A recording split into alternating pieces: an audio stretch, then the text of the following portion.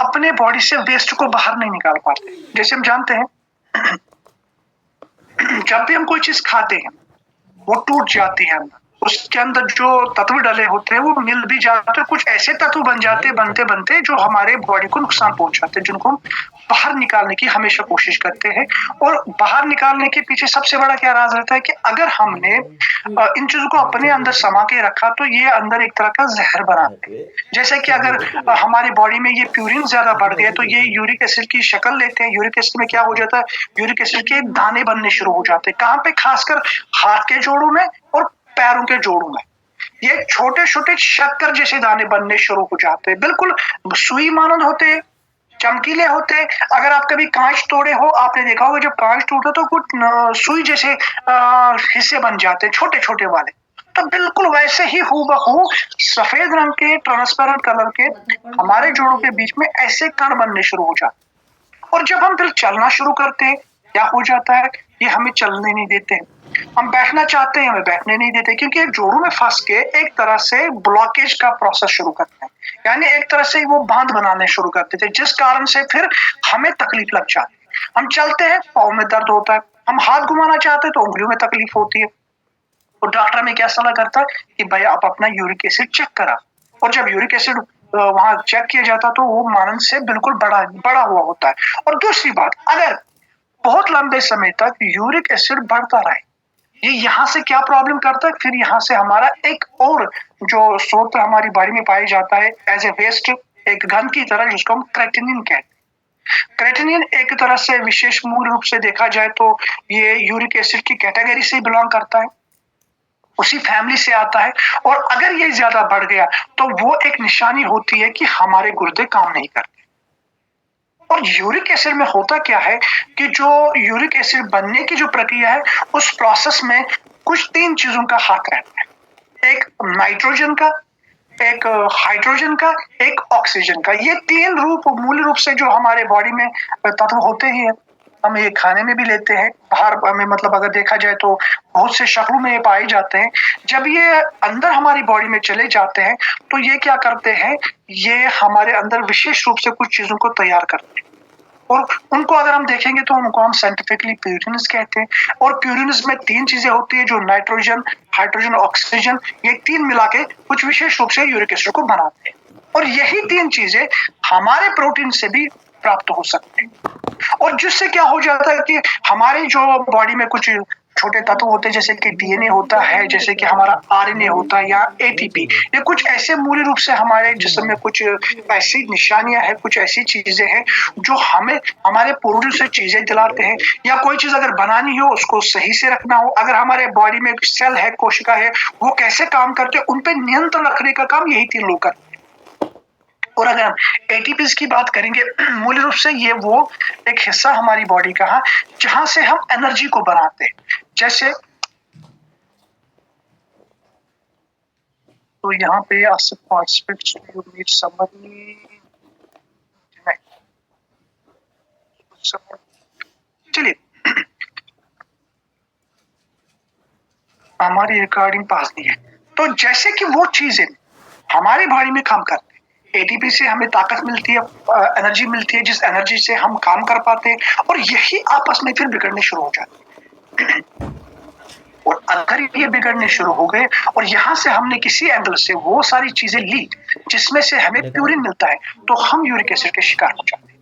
और जब हम यूरिक एसिड के शिकार होते हैं, वो क्या जाता है, यूरिक एसिड हमारे खून में रुक जाता है, वो बाहर नहीं आ पाता। जबकि किडनी का काम होता है कि उस खून से, उस रक्त में से यूरिक एसिड को बाहर निकाले, और वो फिर वेस्ट कहाँ से निकलता है, हमारे पेशाब से बाहर आ जाता है, यूरिन से बाहर आ जाता है।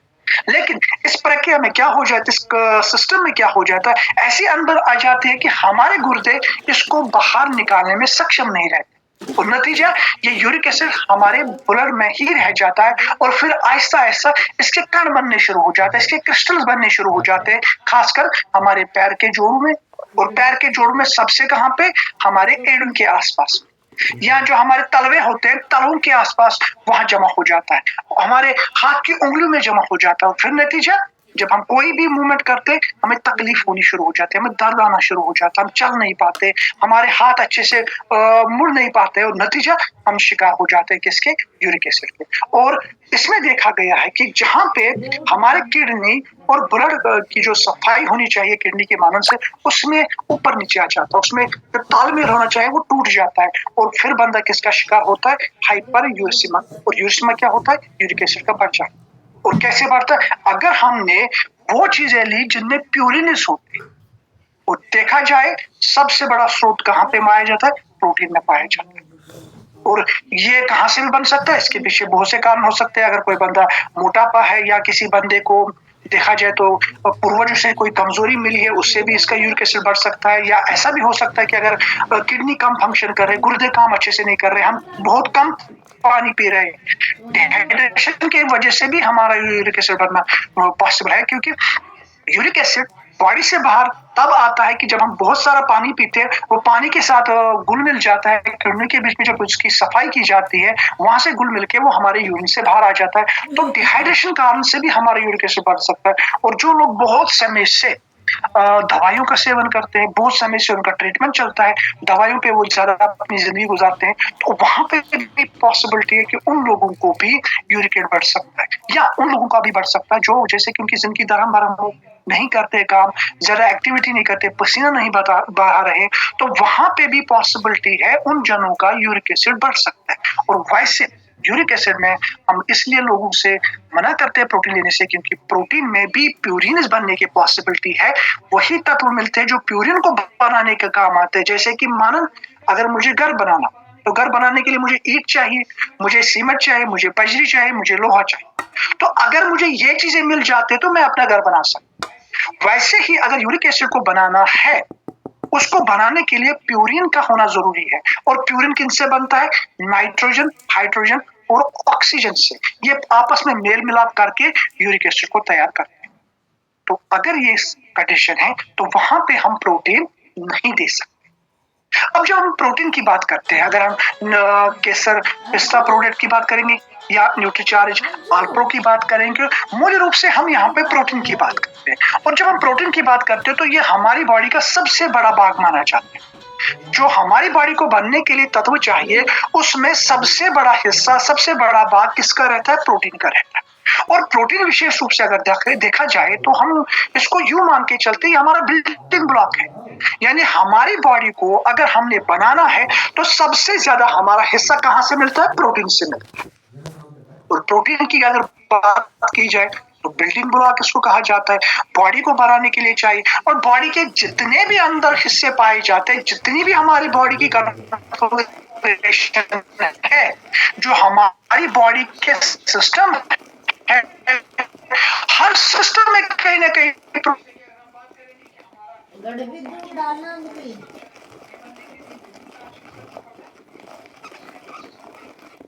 जिसको सिकलटन सिस्टम कहते हैं, और सिकलटन सिस्टम को भी बनने के लिए प्रोटीन की आवश्यकता है।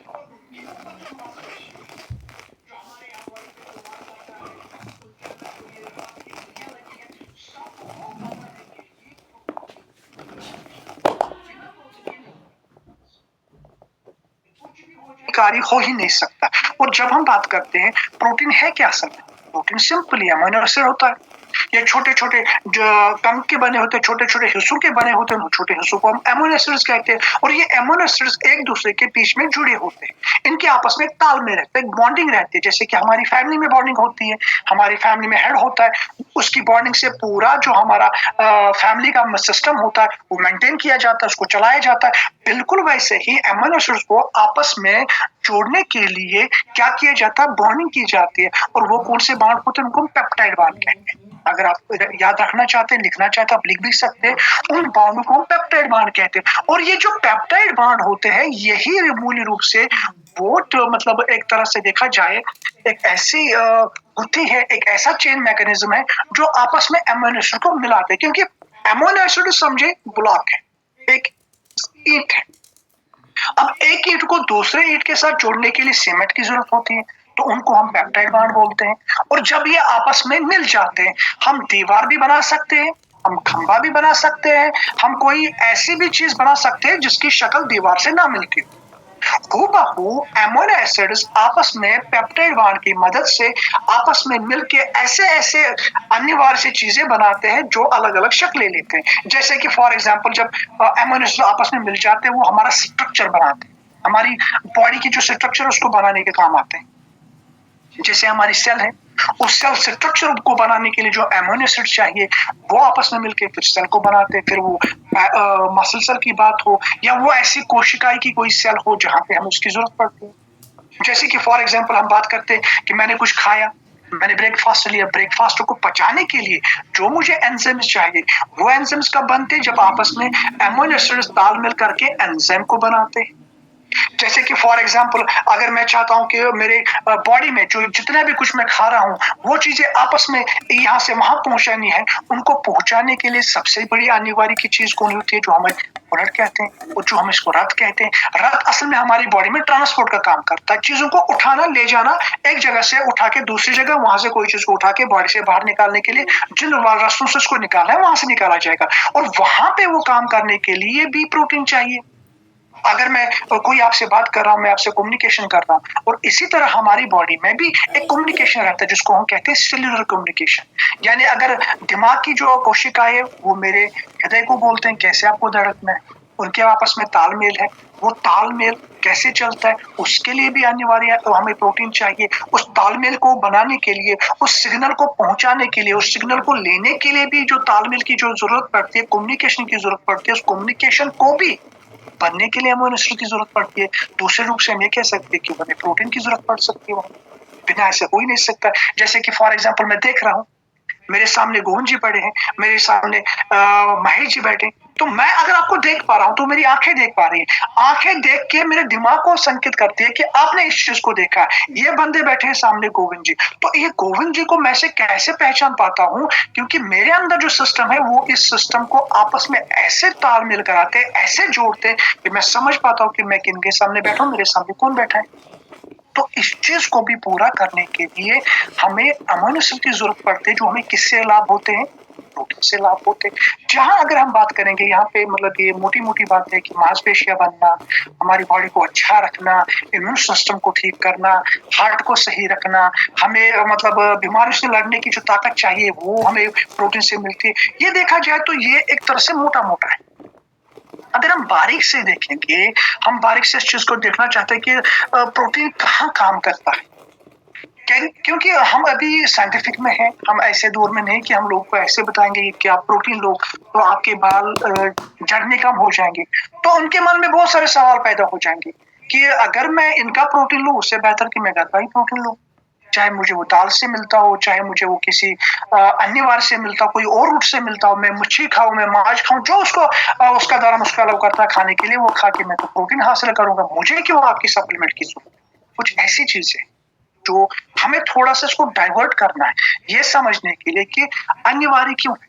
जब आप इसको मतलब बारीकी से बताओगे, भाई आपके बॉडी में जो ऊपर वाले ने सिस्टम दिया है बीमारियों से लड़ने के लिए, वो एंटीबॉडीज बनने के लिए आपके पास एमिनो एसिड कहां से आएगा, अच्छा वाला कहां से आपको मिलेगा। वो बनने के लिए, वो एंटीबॉडी बनने के लिए भी भाई आपको चाहिए प्रोटीन। अरे भाई अगर आप चाहते हो कि मेरे बॉडी के अंदर जो हार्मोन है वो सही से काम करे, उसमें कोई अनबन ना हो, मेरी बॉडी फंक्शन कोई खराब ना हो, वो ठीक करने के लिए, वो काम सही करने के लिए भी आपको प्रोटीन की आवश्यकता है। तब तक हार्मोन नहीं बन सकते, पॉसिबल ही नहीं हमारे हार्मोन बनेंगे जब तक हमारी बॉडी में सफिशिएंट क्वांटिटी प्रोटीन ना। अरे जो आप इतना बड़ा ढांचा खड़ा लेके बैठे हो, इतना अच्छा शरीर आपने पाया है, इतनी अच्छी आपने बॉडी पाई है, ये बनने के लिए आपको प्रोटीन की जरूरत है। और जो आप ये काम करते हो, कौन सा काम करते हो, चाहे आप बिजनेस करते हो, चाहे आप जॉब करते हो, चाहे आप घर बैठे हो, ये सब करने के लिए भी आपको प्रोटीन की जरूरत है, क्योंकि बिना एनर्जी स्टोर किए हम कुछ कर ही नहीं सकते। ऐसा ना हो कि हम वैसा सिस्टम बन जाए, बैटरी यहां से डाउन हो गया हम सो पड़े, नहीं, हम कुछ खाए ना खाए तब भी हमारी बॉडी काम करती है। ये तब पॉसिबल है जब आपके बॉडी में स्टोरेज प्रोटीन है, जो प्रोटीन आपके अंदर जमा है, फिर वो वहां से सारी वो सुविधाएं लेता है जो बॉडी को जिंदा रखने के लिए चाहिए। वो तब मुमकिन है जब आपके पास अच्छी प्रोटीन है। और दूसरी बात, जो भी कोई हम कार्य करते हैं, चाहे कुछ भी करें हम, हमारी बॉडी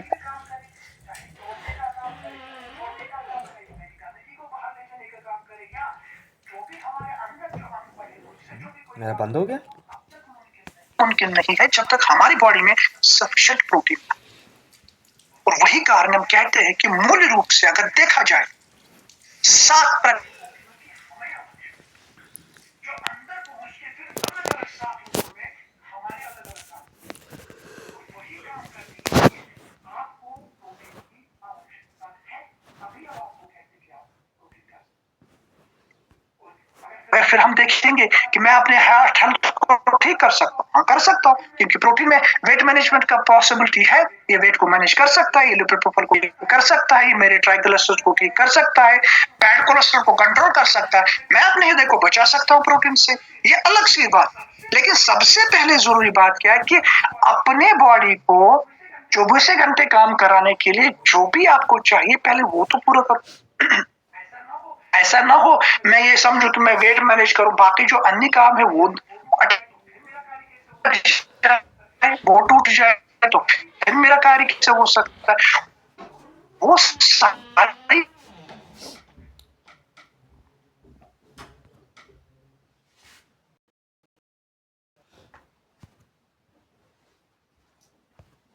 बंद हो गया। उसका फोन आ गया, फोन आ गया भाई का।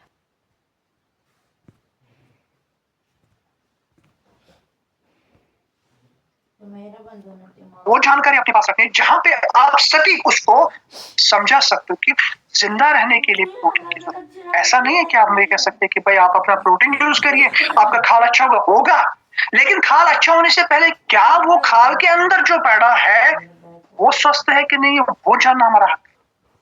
उस विषय पे हमने बात करके प्रोटीन को हमने लोगों तक की बारी से पहुंचाना है। भाई अगर आप प्रोटीन लेंगे तो आपकी ग्रोथ एंड डेवलपमेंट होगी, 100% होगी, उसमें कोई शक नहीं है। आप अपने घर का प्रोटीन ले लो या बाहर से कोई प्रोटीन ले लो वो होगा।